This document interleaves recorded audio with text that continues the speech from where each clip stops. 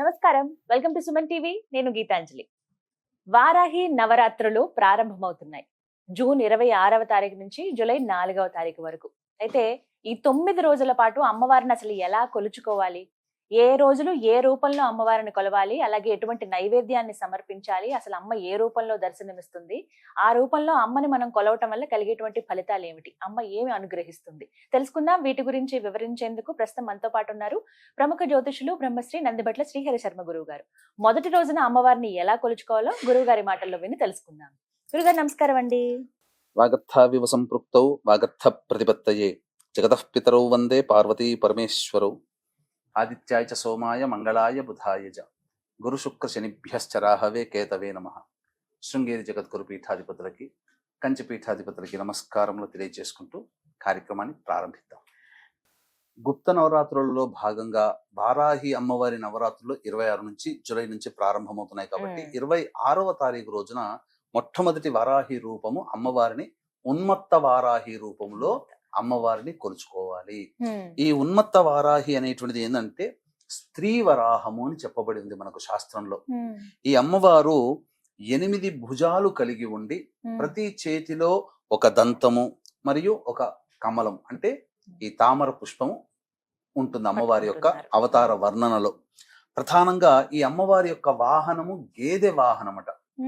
ఈ అమ్మవారు ఎన్ని కష్టాలు వచ్చినా ఈ అమ్మవారిని ఈ ఉన్మత్త వారాహి రూపంలో కొలవడం ద్వారా ఎన్ని కష్టాలు వచ్చినా మన వెన్నంటే ఉంటుందని మనకు శాస్త్రం.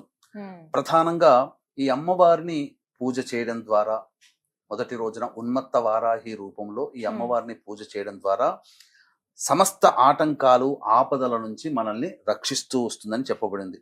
ప్రత్యేకంగా జీవితంలో స్థిరత్వము, శాంతి మరియు ధైర్యాన్ని కూడా కలిగిస్తుందట. ధనవంతుల్ని కూడా చేస్తుందట. ఎందుకంటే వారాహి అమ్మవారు సాక్షాత్తు లక్ష్మీ అమ్మవారి స్వరూపమే.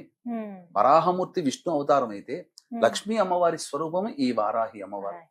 ప్రతి అమ్మవారికి కూడా నవరాత్రులు ఉన్నట్టుగానే 9 అవతారాలు ఉన్నట్టుగానే ఈ వారాహి అమ్మవారికి కూడా నవరాత్రులు 9 అవతారాలుగా చూస్తారు.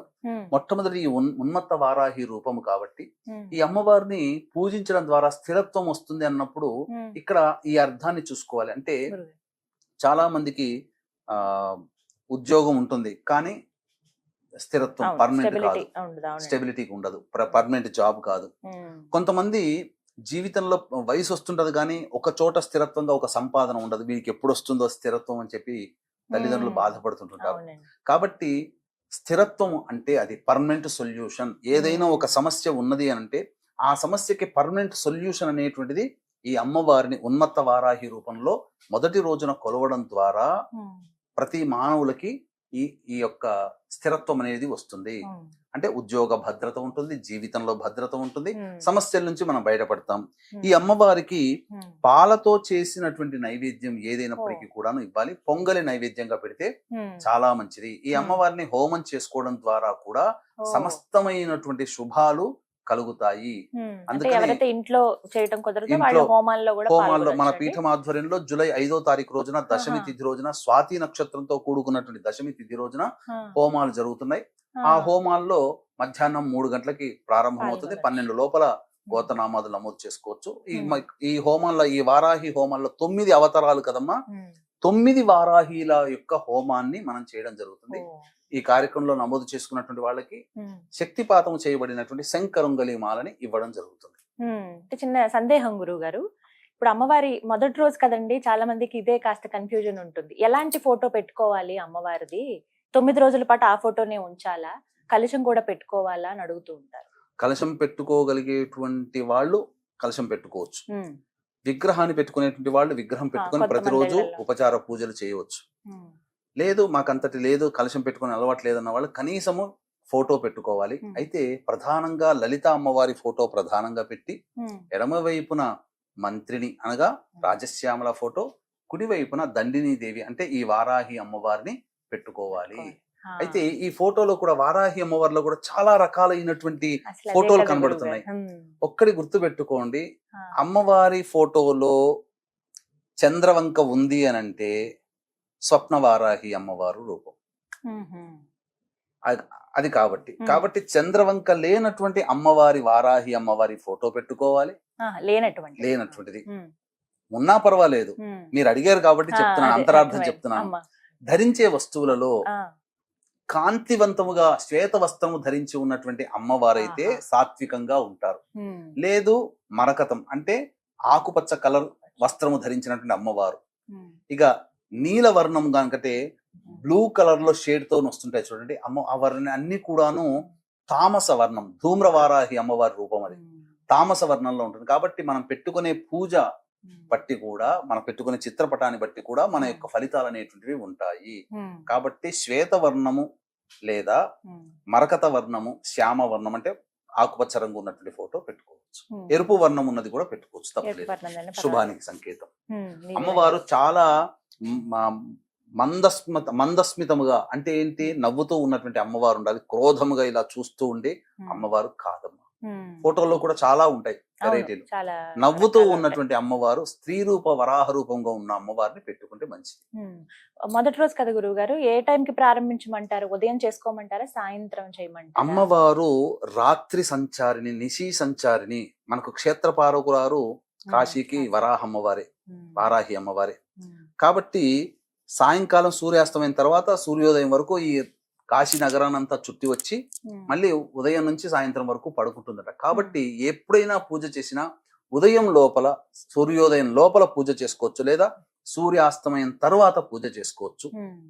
కానీ ఎప్పుడు పూజ చేసినా దంతధావనం ఖచ్చితంగా చేయాల్సిందే, స్నానకృత్యాదులు ఆచరించాల్సిందే. సాయంకాలం పూట చేస్తే అమ్మవారు చాలా విశేషంగా ఉంటుంది. సాయంత్రం పూజ అంటారు కదా గురుగారు, మరి ఉదయం అంతా ఉపవాసం ఉండాలంటారా? ఉపవాసం ఉండవచ్చునమ్మ, తప్పులేదు. అందుకనే ఉపవాసం ఉంటే మంచిదే. ఉపవాసం లేనటువంటి వాళ్ళు, అంటే అమ్మవారి అనుగ్రహం తీక్షణంగా కలగాలనుకునే వాళ్ళు ఉపవాసం ఉండవచ్చు. తొందరగా కలగాలి అనుకునే వాళ్ళు నిష్టగా చేయగలిగితే చేయవచ్చు.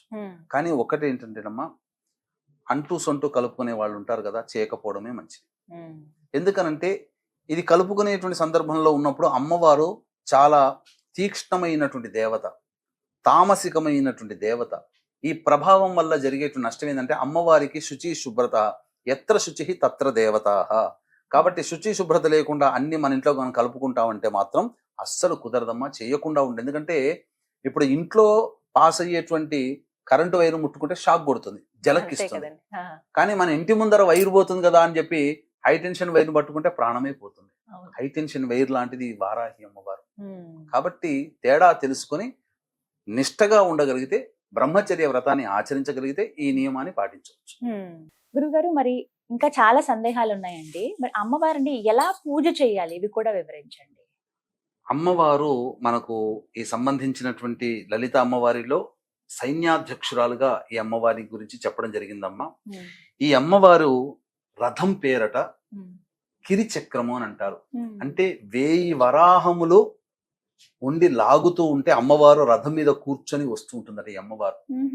చాలా విశేషమైనటువంటి అమ్మవారమ్మ. ఈ అమ్మవారికి సంబంధించి విశేషమైనటువంటి ఏ నెలలోనైనా కానీ ఈ అమ్మవారి అనుగ్రహం కావాలి అనుకున్నటువంటి వాళ్ళు రేవతి నక్షత్రం రోజున ఈ అమ్మవారి పూజ, అర్చన, అభిషేకము, హోమము చేస్తే ఈ అమ్మవారు అతి శీఘ్రంగా ఫలిస్తుందట, రేవతి నక్షత్రం ఉన్న రోజున చేస్తే. అలాగే ఈ అమ్మవారు ఎవరయ్యానంటే సాక్షాత్తు విష్ణువు వరాహ అవతారం అయితే ఆ వరాహ రూపానికి జోడీగా లక్ష్మీ అమ్మవారు వారాహి అమ్మవారి రూపాన్ని ధరించి ఉన్నది. అందుకే ఈ అమ్మవారి లక్ష్మీ సహస్రనామాల్లో వారాహి, ధరణి, ధ్రువ అనేటువంటి యొక్క సహస్రనామంలో ఒక నామం. అంతేకాకుండా ఈ అమ్మవారు ప్రధానంగా ఈ అమ్మవారిని విశ్వేశ్వరుడు, కాశీ విశ్వేశ్వరుడే. ఎందుకంటే కాశీ క్షేత్రానికి క్షేత్ర పాలకురాలు ఈ వారాహి అమ్మవారు అయితే, విశ్వేశ్వరుడు విశేషంగా ఈ అమ్మవారిని వింధ్యాచలం కొండలో ఈ అమ్మవారిని ప్రతిష్ఠ చేశాడు. ఇప్పటికీ కూడా ఆ అమ్మవారు పూజలు అందుకుంటూ ఉంది. అంతేకాకుండా ఈ అమ్మవారికి పూజ చెయ్యాలి అనేటువంటి ఆలోచన ఉన్నటువంటి వాళ్ళు, రాత్రి దేవత ఈ అమ్మవారు కాబట్టి, అంటే సూర్యోదయం నుంచి సూర్యాస్తమయం వరకు కాకుండా అమ్మవారికి ఇష్టము రాత్రి సమయం కాబట్టి సూర్యాస్తమయం తర్వాతనైనా కానీ లేదా సూర్యోదయం లోపలనైనా కానీ కాలకృత్యాలు తీర్చుకొని ఖచ్చితంగా ఈ అమ్మవారికి పూజ చేసుకుంటే విశేషమైనటువంటి ఫలితాలు కలుగుతాయి. రాత్రి దేవత అన్నారు కాబట్టి రాత్రి సమయంలో సూర్యాస్తమయం తర్వాత చేసుకునే వాళ్ళైతే ఖచ్చితంగా సూర్యాస్తమయం కంటే ముందే దంతధావనము కాలకృత్యాదులాగా మళ్ళీ తీర్చుకొని చేసుకోవాలండి. అప్పుడు పూజాది కార్యక్రమాలు చేయాలి. అయితే ఈ పూజాది కార్యక్రమాలలో సాధారణంగా కలశం పెట్టుకునే అవకాశం ఉన్న వాళ్ళు కలశం పెట్టుకోవచ్చు.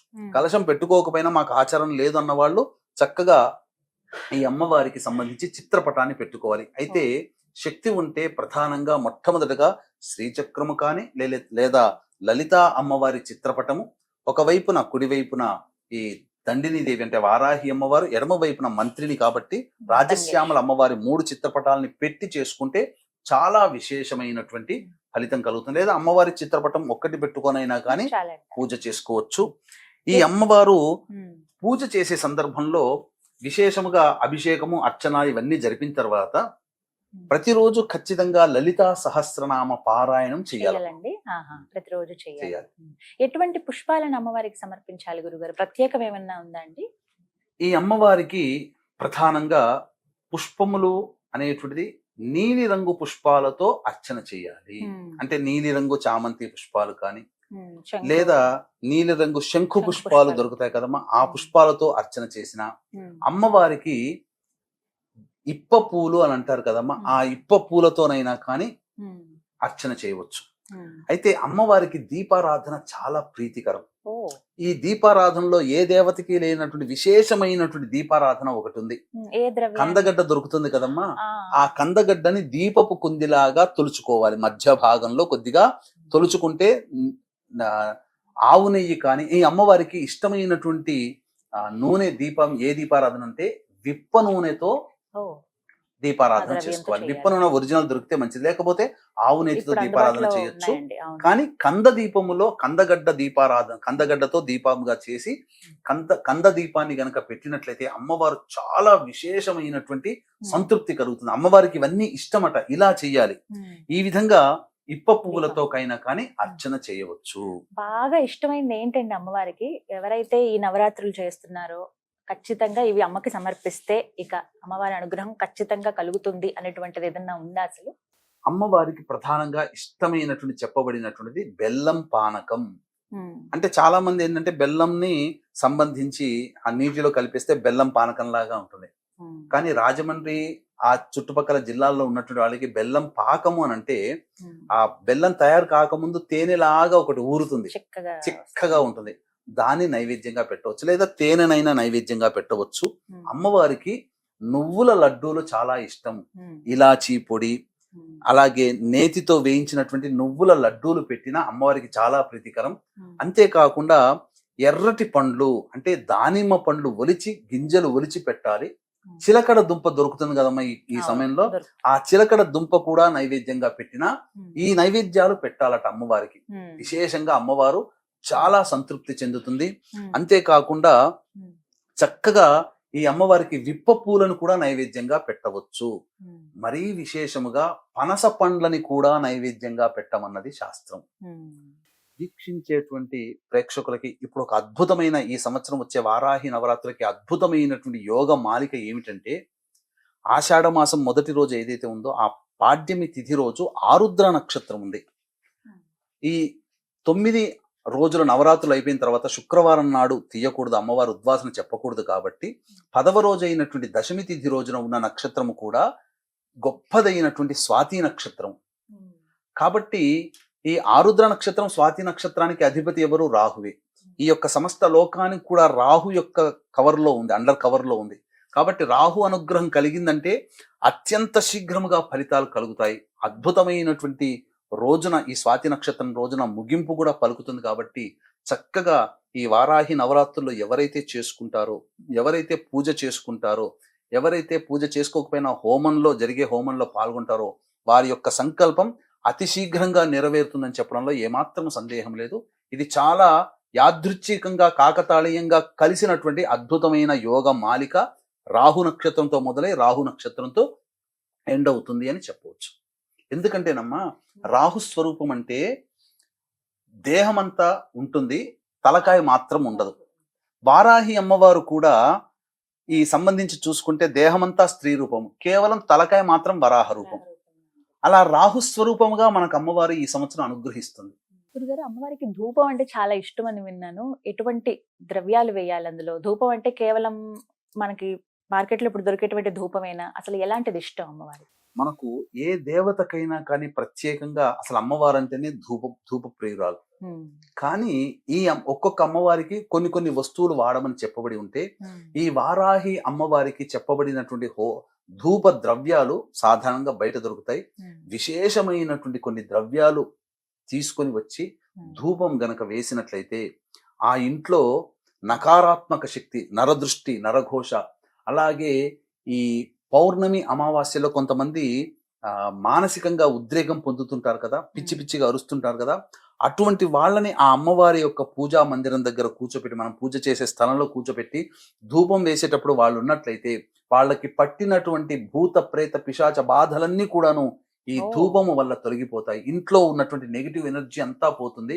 కాబట్టి వారాహి అమ్మవారికి విశేషముగా ధూప ప్రియురాలు. హ్మ్. కొన్ని ద్రవ్యాలనేటువంటివి ఇప్పుడు నేను చెప్పడం జరుగుతుంది.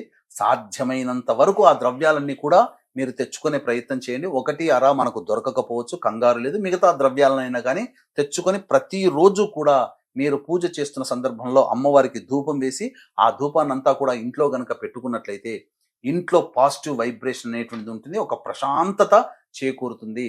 వీక్షించేటువంటి ప్రేక్షకులు కూడా గమనిక ఈ యొక్క సందర్భంగా ఈ 9 అవతారాలు 9 రోజుల పాటు 9 అమ్మవారికి విశేష అవతారాలుగా మనం చేస్తూ వస్తున్నాము, చెప్పుకుంటూ వచ్చాము. కాబట్టి ఆ అవతార రూపంగా కొలుస్తూ వస్తున్నాం.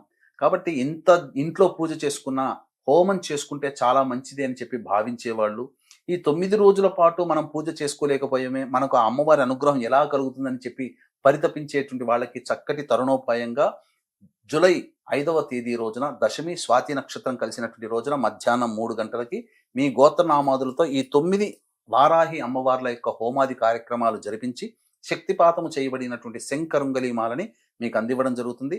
ఈ యొక్క కార్యక్రమంలో ఆ 5వ తారీఖు మధ్యాహ్నం 12 గంటల లోపల మీ గోత్రనామాదులు నమోదు చేసుకోవచ్చు. ఇక హోమ ద్రవ్యాలు చెప్పడం జరుగుతుందమ్మా, చాలా జాగ్రత్తగా వినండి. గుగ్గిలం అంటే తెలుపుదైనా నలుపుదైనా కానీ, యాలకుల పొడి, ఇలాచీ పొడి అంటారు అది, అలాగే పసుపు పొడి, మరియు తెల్ల గురివింద గింజల పొడి, తరువాత తెల్ల ఈశ్వరి వేరు మనకు ఆయుర్వేదం షాప్లో కానీ పచారీ షాపులో కానీ దొరుకుతుంది. తెల్ల ఈశ్వరి వేరుని పొడి చేయడం, ఆ పొడి అయినా కానీ, తెల్ల జిల్లేడు పువ్వులు తీసుకుని వచ్చి నీడన ఎండించి అది ఆ ఎండించినటువంటి తెల్ల జిల్లేడు పువ్వుల యొక్క పొడిని, మిరియాల పొడి, మిరప పొడి, శొంఠి పొడి, మొత్తం ఈ 9 రకాల ద్రవ్యాలు ఎన్ని కుదిరితే అన్ని తీసుకుని వచ్చి ఆ యొక్క ధూపము గనుక అమ్మవారికి వేసినట్లయితే, మండుతున్నటువంటి ఆ బొగ్గు మీద వేసినట్లయితే ఆ ధూపం వెలువడుతుంది. ఆ ధూపానికి అనేక రకాలైనటువంటి దివ్య శక్తులు వారాహి అమ్మవారి యొక్క అనుగ్రహం కలుగుతుంది. ఈ వారాహి అమ్మవారి 9 రోజుల పాటు చేసిన తర్వాత హోమం కూడా చాలా విశేషమైనటువంటి. హోమం చేసుకునేటట్టయితే తోక మిరియాలు, తెల్ల ఆవాలు, పనస పండు అనేటువంటిది ఆ హోమ ద్రవ్యంగా వాడవచ్చు. ఇక అమ్మవారికి తాంబూల సేవనం అంటే చాలా విశేషం కాబట్టి సుగంధ భరితమైనటువంటి ఇలాచి, యాలకులు, జాజికాయ, జాపత్రి, పచ్చకర్పూరం కలిపినటువంటి తాంబూలాన్ని పెట్టి ఆ తాంబూలాన్ని ఎవరైనా తీసుకోవచ్చు. అంతేకాకుండా ప్రధానంగా ప్రతిరోజు కందదీపము పెట్టవచ్చు. ఆ కందదీపం పెట్టినటువంటి దాన్ని మరుసటి రోజు వాడుకోవచ్చు ఇంట్లో, లేదు 9 రోజులు అదే దీపం వెడుకోవచ్చు. కందదీపం 1, 2 అనేటువంటి ఎవరి శక్తి కొలది వాళ్ళు చేసుకోవచ్చునమ్మా. తప్పకుండా ఈ చెప్పినటువంటి విధి విధానంగా ఎవరైతే చేసుకుంటారో సంపూర్ణమైనటువంటి అమ్మవారి అనుగ్రహం కలిగి, ఆ వారాహి అమ్మవారి అనుగ్రహంతో మీ యొక్క కోరికలు సత్తునుగా నెరవేరి సకల శుభాలు మీ జీవితంలో కలుగుతాయని చెప్పడంలో ఏమాత్రం సందేహం లేదమ్మా. చాలా చక్కగా వివరించారండి. అసలు అంటే చాలా మందికి సందేహాలు ఇవన్నీ కూడా ఎలా చేసుకోవాలి ఏమిటి అని చెప్పి చాలా వివరంగా తెలియచేశారు. సంతోషం గురుగారు. చూశారు కదా, చక్కగా ఈ 9 రోజుల పాటు మనమైతే పూజలు జరుపుకుంటాము.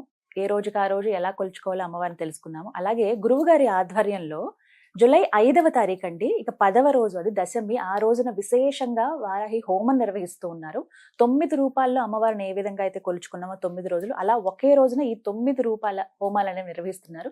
ఎవరైతే భక్తులు పాల్గొనాలి అనుకున్నారో స్క్రీన్ మీద గురువు గారికి సంబంధించిన నెంబర్స్ ఇస్తాను. కాల్ చేసి ముందుగా మీరు వివరాలు కనుక్కుని అలాగే మీ పేరు, గోత్రం నమోదు చేయించుకోండి. హోమంలో పాల్గొనండి. నమస్కారం.